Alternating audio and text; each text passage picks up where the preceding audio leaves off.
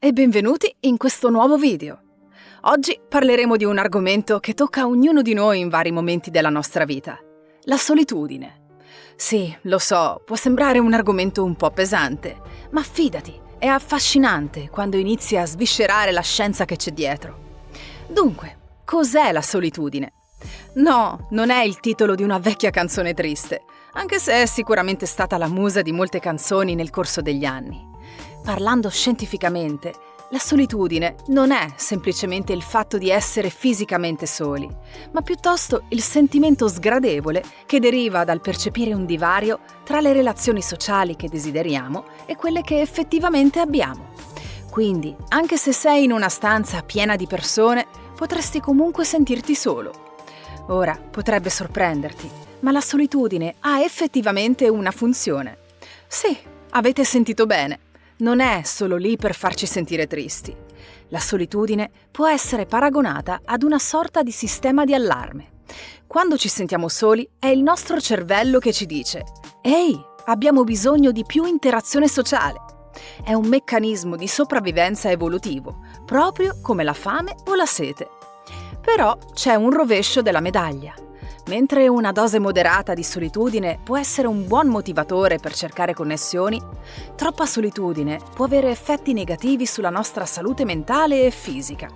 Può aumentare lo stress, portare a depressione e ansia e anche influenzare il nostro sistema immunitario.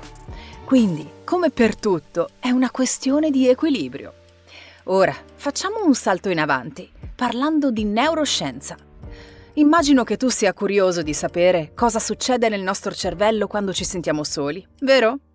Beh, la solitudine attiva alcune aree del cervello che sono coinvolte nell'elaborazione delle emozioni. Un'altra cosa interessante è che il cervello delle persone che si sentono costantemente sole reagisce in modo diverso agli stimoli sociali. Per esempio, potrebbero essere meno capaci di riconoscere segnali sociali positivi, come un sorriso o un gesto amichevole. Un po' come se il cervello fosse così concentrato sulla mancanza di connessioni che non riesce a vedere le potenziali nuove amicizie che stanno proprio davanti ai suoi occhi. Un po' triste, vero? Ok, ora che abbiamo esaminato come la solitudine influisce sul cervello, diamo un'occhiata a come la società e la cultura influenzano il nostro senso di solitudine. Non so se ci hai mai pensato, ma il luogo in cui viviamo e la cultura in cui siamo immersi possono davvero modellare la nostra esperienza di solitudine. Per esempio, alcuni studi suggeriscono che nelle società più collettivistiche, come quelle in Asia orientale, le persone tendono a sperimentare meno solitudine rispetto a quelle nelle società più individualistiche, come negli Stati Uniti o in Europa. E anche all'interno della stessa società, fattori come la diseguaglianza economica possono influenzare il senso di solitudine. Insomma, siamo influenzati da tutto ciò che ci circonda. Bene. Quindi, come possiamo combattere la solitudine? Non esiste una pillola magica per la solitudine, purtroppo, ma non preoccupatevi, ci sono alcune strategie efficaci. Una di queste è cercare attivamente di costruire connessioni sociali. Può essere una cosa piccola come inviare un messaggio a un vecchio amico, o anche a unirsi a un club o a un gruppo. Sembra banale, lo so, ma può fare una grande differenza. Un'altra cosa importante è cercare di mantenere uno stile di vita sano. Sì, fare esercizio fisico e mangiare bene non solo ti farà sentire meglio fisicamente, ma aiuterà anche a migliorare il tuo umore e a ridurre la sensazione di solitudine. Infine, se la tua solitudine è troppo difficile da gestire da solo, potrebbe essere utile cercare l'aiuto di un professionista. Non c'è nulla di male nell'ammettere che si ha bisogno di aiuto. La solitudine è una sfida, ma non è una battaglia che devi affrontare da solo. Ora, ricordi quando abbiamo parlato del cervello? Ci sono alcune ricerche molto interessanti che suggeriscono che la meditazione potrebbe effettivamente cambiare il modo in cui il nostro cervello reagisce alla solitudine. Non sto dicendo che dovresti diventare un monaco e meditare tutto il giorno, ma anche solo qualche minuto al giorno potrebbe fare la differenza. La meditazione può aiutare a ridurre l'ansia e lo stress, che sono spesso associati alla solitudine. Inoltre, può aiutare a migliorare la consapevolezza di sé e la connessione con gli altri.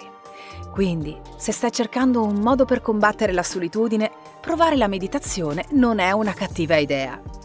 D'altra parte, se meditare non fa per te, non preoccuparti. Ci sono molte altre strategie che puoi provare. L'importante è trovare quello che funziona per te. Facciamo un passo avanti e parliamo di un argomento molto attuale: l'effetto della tecnologia sulla solitudine. Viviamo in un mondo iperconnesso, non c'è dubbio, ma sorprendentemente, nonostante la nostra connettività sempre crescente, sembra che ci sentiamo più soli che mai. A volte può sembrare che stiamo sostituendo le interazioni faccia a faccia con le interazioni online, e questo può portare a un senso di isolamento. Ma d'altro canto, la tecnologia può anche offrirci modi per connetterci con gli altri che non erano possibili prima. Quindi, la tecnologia come influisce realmente sulla solitudine? Beh, è complicato. Alcune ricerche suggeriscono che l'uso eccessivo dei social media può aumentare il senso di solitudine, ma altre ricerche mostrano che la tecnologia può aiutare a ridurre la solitudine, soprattutto nelle persone che altrimenti avrebbero difficoltà a connettersi con gli altri, come gli anziani o le persone con disabilità. In sostanza, la tecnologia è solo uno strumento e tutto dipende da come lo sfruttiamo. Ora, per un attimo, parliamo delle implicazioni sociali della solitudine. La solitudine non riguarda solo l'individuo, ma anche la società nel suo insieme. La solitudine può avere un impatto significativo sulla salute pubblica, sulla produttività lavorativa e sulla qualità della vita. Ad esempio, ricerche dimostrano che la solitudine può portare a una serie di problemi di salute, tra cui malattie cardiache, depressione e persino alla morte prematura. E non dimentichiamo il costo economico. Le persone che soffrono di solitudine cronica possono essere meno produttive sul lavoro o potrebbero avere bisogno di più assistenza sanitaria. È per questo che la lotta contro la solitudine è una questione che dovrebbe riguardare tutti, non solo per il bene dell'individuo, ma anche per il bene della società. Quindi, siamo soli insieme o siamo soli perché siamo insieme? Queste sono domande per le quali non abbiamo risposte definitive, ma quello che sappiamo è che la solitudine è un'esperienza umana universale. Non importa chi siamo o da dove veniamo, tutti abbiamo sperimentato la solitudine a un certo punto della nostra vita. Anche se può sembrare doloroso e difficile, la solitudine non è necessariamente qualcosa di negativo. In realtà può essere un'opportunità per la crescita personale e l'autoriflessione. Può essere un momento per riconnettersi con noi stessi, per ripensare alle nostre priorità e per prendere decisioni importanti sulla nostra vita. Non è un caso che molti grandi pensatori, artisti e scienziati abbiano trovato ispirazione nei momenti di solitudine. Quindi, forse, la prossima volta che ti sentirai solo, potresti chiederti: cosa posso imparare da questa esperienza? Come posso utilizzare questo momento per crescere e svilupparmi come persona? E ora, come possiamo affrontare la solitudine? Cosa dice la scienza su questo? Bene, ci sono varie strategie che possiamo seguire.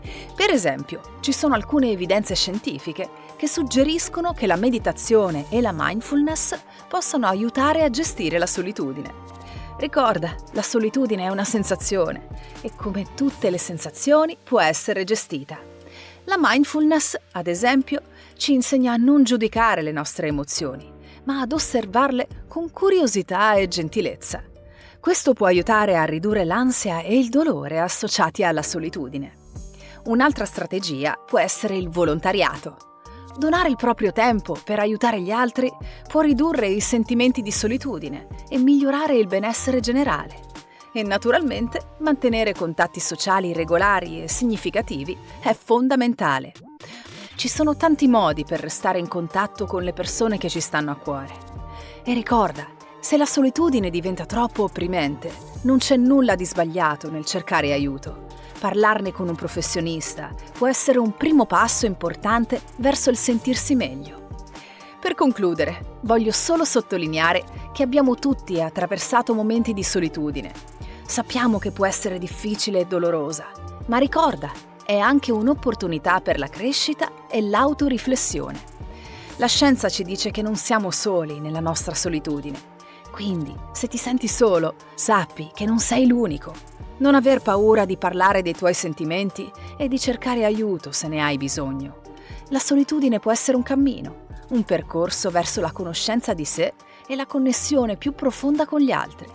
E in fin dei conti, non si tratta tanto di sfuggire alla solitudine, quanto di imparare a convivere con essa, imparare da essa e utilizzarla come strumento per la nostra crescita personale. Grazie mille per avermi seguito in questo viaggio alla scoperta della solitudine. Spero che tu abbia trovato questo video interessante e utile. Ricorda, sei una persona meravigliosa e meriti amore, connessione e felicità. Non sei solo. Alla prossima! Ciao!